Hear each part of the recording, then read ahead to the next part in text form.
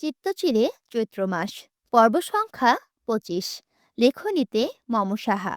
গল্প পাঠে আমি অরোরা ইসলাম। চিত্রার আদৌ রহস্যমাখা কথা আধাই রইল। সে পুরোটা বিশ্লেষণ করল না বাহারের কাছে, কেবল কতক্ষণ বিজ্ঞ ব্যক্তিদের মতো ভাবুক হয়ে রইল, যেন রাজ্যের ভাবনায় সে মত্ত। হাঁটতে হাঁটতে বড় রাস্তা পেরিয়ে রিকশা নিল বাহার। দুজনে রিকশায় উঠে বসল। নিস্তব্ধ রাস্তা, হুড়মুড় করে বাতাস ছুঁয়ে দিয়ে যাচ্ছে আদুরে ভাবে। বাহার চুপ করে রইল, সাথে চুপ রইল চিত্রাও। আকাশে রূপোর থালার মতো চাঁদ। অক্টোবর এসেছে বিরাট জ্যোৎস্না নিয়ে। ঠান্ডা ঠান্ডা বাতাসে শরীরের ক্লান্তিটাও খানিক বিশ্রামে গেল। কয়েকদিন পর তো আবার শীত আসবে। শীতকাল চিত্রার বেশ প্রিয়। কেমন মিষ্টি অলসতায় কাটে।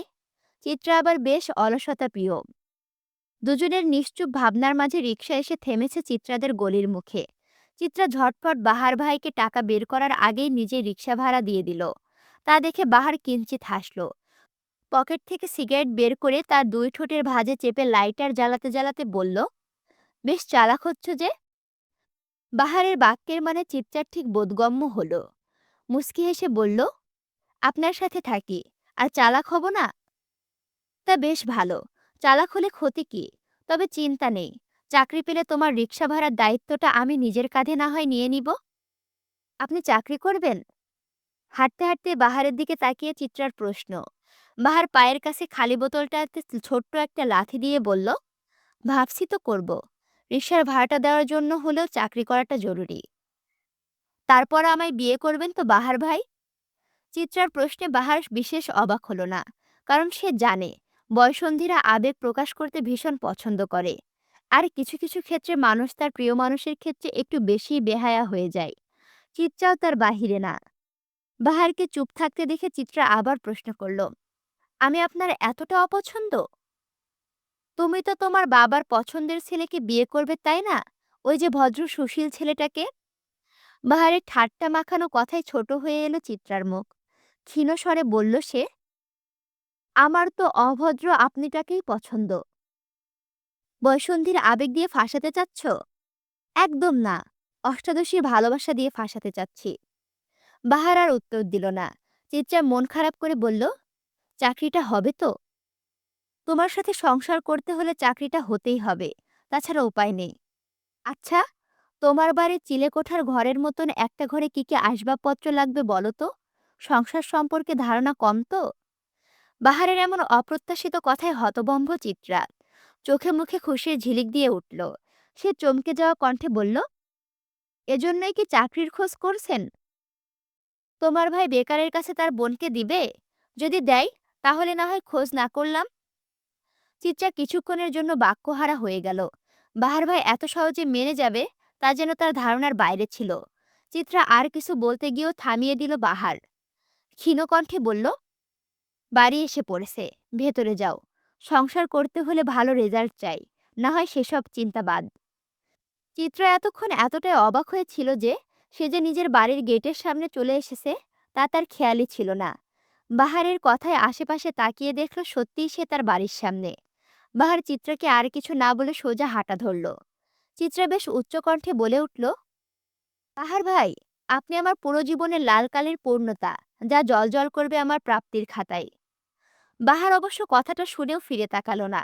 চিত্রা কতক্ষণ বাহারের ফেরার অপেক্ষা করে বাড়ির ভেতরে চলে গেল। বাহার বুঝল তার পিছে যে অষ্টাদশীর ছায়া নেই।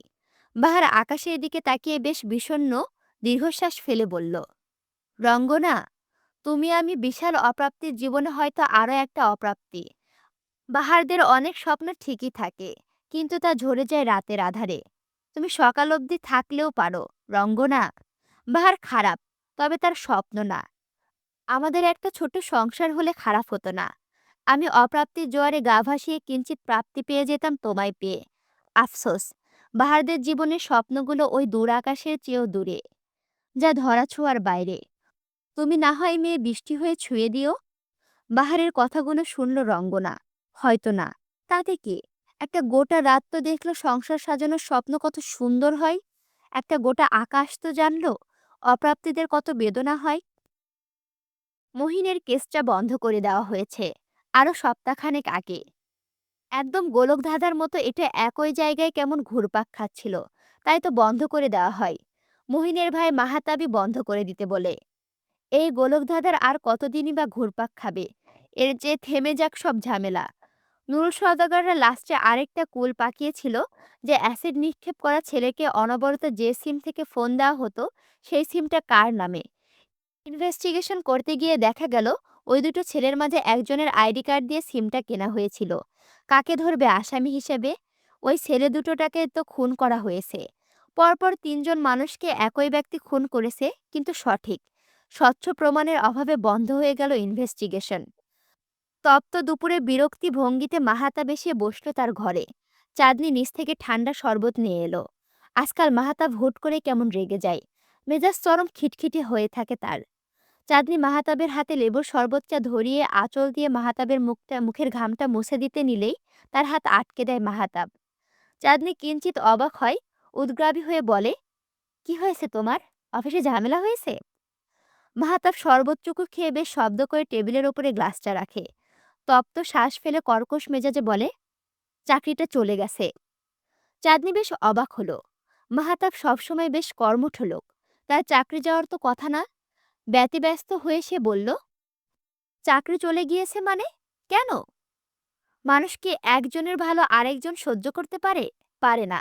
যেমন তোমার মা পারেনি চিত্রার ভালো সহ্য করতে, তেমন অফিসের কিছু মানুষ আমার ভালো সহ্য করতে পারেনি। চিত্রার ঘর ছাড়তে হলো, আর আমার চাকরি। চাঁদনি বেশ অবাক হলো তার স্বামীর কথাই। বেশ শক্ত কণ্ঠেও বলল, তুমি কিসের সাথে কি মেলাচ্ছ মাহাতাব? আমার মা তোমার গুরুজন হয়, সম্মান দিয়ে কথা বলো। যে নিজেই নিজের সম্মান রাখতে পারে না, তাকে আবার কিসের সম্মান দিব? হ্যাঁ, তোমার মা বলে তো সে যে অন্যায় করে পার পেয়ে যাবেন তাই না? মাহতাবের কথায় তুমুল তাচ্ছিল্যের সুর। চাঁদনি হতবম্ব চোখে তাকিয়ে রইল তার স্বামীর দিকে। অবশ্যই আসে তার অনুভূতিরা।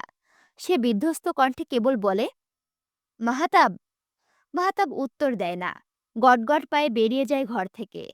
চাঁদনি কেবল ফ্যাল ফ্যাল করে তাকিয়ে সেই দৃশ্য দেখে। বনানীর বিলাসবহুল এক ফ্ল্যাটের ডাইনিং রুমে রাতের খাবার আয়োজনে বেশ তৃপ্তি নিয়ে আহার করছে ছোট্ট এক সুখী ফ্যামিলি। এই পরিবারটা নওশাদের। মা বাবা আর নওশাদকে নিয়ে তাদের ছোট পরিবার। নওশাদ খেতে খেতে তার মা নওরিন খাতুনের দিকে তাকিয়ে বেশ আয়েশি ভঙ্গিতে বলল, মা, তোমাদের কিছু বলার ছিল। নওরিন খাতুন তখন মাছের কাটা বাছায় ব্যস্ত। ছেলের কথায় ছেলের দিকে তাকাতে হাস্যোজ্জ্বল মুখ মহিলার। মিষ্টি করে শুধালো, কি কথা? তোমরা আমার বিয়ে নিয়ে উঠে পড়ে লেগেছ, সে সম্বন্ধেই কথা। নওশাদের বাবা ইলিয়াস খান খাবার চিবোতে চিবোতে বললেন, ও হ্যাঁ, ভালো কথা মনে করেছ। নুরুলদের বাড়ি থেকে তো আর কোনো খবর পেলাম না। আজ না হয় একবার কল দিয়ে জিজ্ঞেস করব। জিজ্ঞেস পরে করো, আগে আমার কথা শোনো বাবা। কি কথা? বাবার প্রশ্নের উত্তর দিতে সামান্য সময় নিল নওশাদ। অতঃপর মা বাবার দিকে তাকিয়ে বলল, আমরা সেই দিন যখন নুরুল আঙ্কেলের মেয়েকে দেখতে গেলাম, সেখানে গিয়ে আমার পাত্রীকে পছন্দ না হয়ে তার বোনকে পছন্দ হয়ে গিয়েছে। নুরুল আঙ্কেলের ছোট ভাইয়ের মেয়েকে। বিয়ে করলে আমি ওকেই করব। নওশাদের কথা শুনতেই খাওয়া থামিয়ে দিলেন নওরিন খাতুন। সে বেশ জোরেই বলে উঠলেন, অসম্ভব। অমন খাটো মেয়েকে তোমার কিভাবে পছন্দ হয়? কেমন বোকাশোকা হাবভাব। আমি রাজি না এই প্রস্তাবে। আমি রাজি মা, সেটাই কি যথেষ্ট না? ইলিয়াস খান নিজের স্ত্রীর দিকে তাকালেন। নরম কণ্ঠে বললেন, রাখছো কেন নওরিন? মেয়েটা তো সুন্দরী। আর নওশাদ যেহেতু পছন্দ করেছে সেহেতু। নওরিন খাতুন খাবার টেবিল ছেড়ে উঠে দাঁড়ালেন।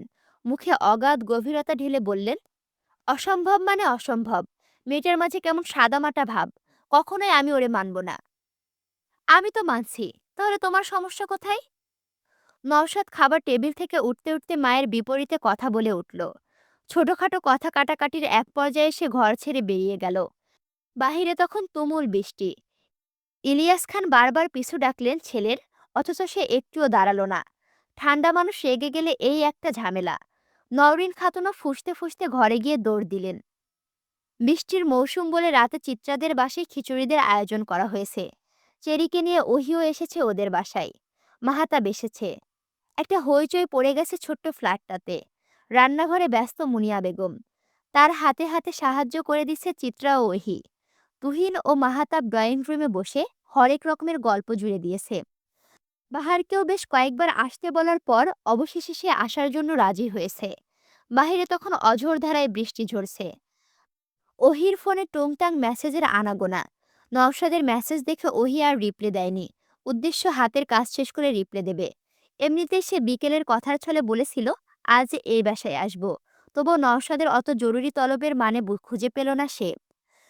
বৃষ্টিতে কাকভেজা হয়ে বাহার যেই না চিত্রাদের বিল্ডিংয়ে প্রবেশ করতে নিবে, সেই মুহূর্তে চোখ পড়ল ফর্সা সুন্দর পরিচিত পুরুষের দেহের প্রতিচ্ছবি। বাহারের কপালে ভাঁজ পড়ল। অবাক কণ্ঠে বলল, আপনি নওশাদ না? নওশাদ এতক্ষণ ভিজে একাকার। সামনের পুরুষটির মুখে হুট করে নিজের নাম শুনে বেশ চমকালো। থতমত খেয়ে বলল, হ্যাঁ, আমি নওশাদ। আপনাকে তো ঠিক চিনলাম না। বাহার ফিসলে হাসল। রহস্য করে বলল, চেনার কথাও না। তা এত রাতে এখানে কি? বাহারের প্রশ্নে কিছুটা হোঁচট খেল নওশাদ। কি বলবে ভেবে না পেয়ে কতক্ষণ আমতা আমতা করল। অতঃপর কোনো কিছু উছিলা খুঁজে না পেয়ে বোকা বোকা কণ্ঠে বলল, অনেক বৃষ্টি তো, তাই এখানে দাঁড়িয়েছি। বনানীতে বুঝি দাঁড়ানোর জায়গা নেই? সোজা ধানমন্ডি এসে পড়েছেন দাঁড়ানোর জন্য? নওশাদ অবাক হলেন।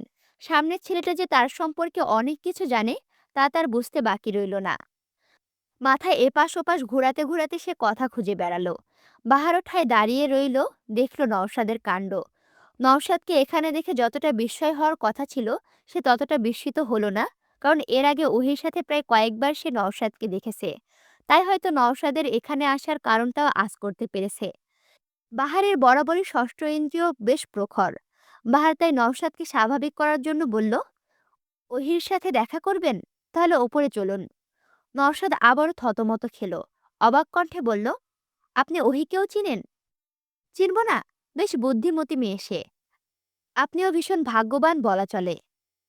বাহারের চেয়ে নওশাদ বোধহয় কিছুটা কম চতুর না। তাই সে কায়দা করে বলে ফেলল, আপনি তাহলে অমন ভাগ্য ফেরালেন কেন? এবারও যেন বাহার অবাক হলো না। কারণ সে জানে বাহারের প্রতি ওহির যে মুগ্ধতা, সে মুগ্ধতা ওহি প্রকাশ না করে থাকতে পারবে না। আমরা যখন একটা মানুষকে ভালোবাসি, তখন চাই মানুষটাকে আগলে রাখতে, গোপনে রাখতে। আর আমরা যখন একটা মানুষের ওপর মুগ্ধ হই, তখন চাই সে মুগ্ধতা প্রকাশ্যে আনতে, ছড়িয়ে দিতে আরও একটা মানুষের সামনে। ওই দুটোই করেছে। ভালোবেসেছে, মুগ্ধও হয়েছে। তাই সে সব জায়গায় মুগ্ধতা না ছড়ালেও কিছু কিছু জায়গায় ঠিক প্রকাশ করেছে। নওশাদ আন্দাজে ঢিল ছুঁড়ে চুপ করে রইল। ওহির ভাষ্যমতে তার ভালোবাসার মানুষটা কিছুটা অগোছালো, এলোমেলো, গাছাড়া স্বভাবের। মেপে হাসে, ঠাট্টাও করতে জানে, আর সামনের পুরুষটির কাছে সেই সব গুণই বিদ্যমান। ঢিলটা যে খুব ভুল দিকে ছড়েনি, তা বুঝতে বাকি রইল না নওশাদের। তন্মধ্যে বাহারের হা হা হাসি ভেসে এলো। হাসতে হাসতে সে বলল, ভাগ্যের সাথে মানানসই না হলে যত ভালো জিনিসই আসুক, ভাগ্য তা গ্রহণ করে না। যেমন ওহি ম্যাচিউরড। সে আমাকে যতটুকু বুঝে ততটুকু আমায় কেউ বুঝেনি। তাতে কি? ভালোবাসার ক্ষেত্রে প্রাধান্য পায় মনের শান্তি। ওহি আমার চিন্তা ভাগ করতে পারলে মানসিক শান্তির কারণ হতে পারবে না কখনো। নওশাদ যে খুব ভুল আন্দাজ করেনি, তা বাহারের কথায় বোঝা গেল। বাহারের কথার গভীরতা বেশ ভালো লাগলো নওশাদের। তাই তো মুচকি হেসে উত্তর দিল, সেজন্যই আপনি ধন্যবাদ প্রাপ্ত। ভাগ্যিস যে আপনার মানসিক শান্তি হয়নি, তাহলে তো পরে আমাকেই অশান্তিতে কাটাতে হতো। বাহার আর নওশাদ সমস্বরে হেসে উঠল। ভেজা শরীর নিয়ে চিত্রাদের ফ্ল্যাটে প্রবেশ করল বাহার।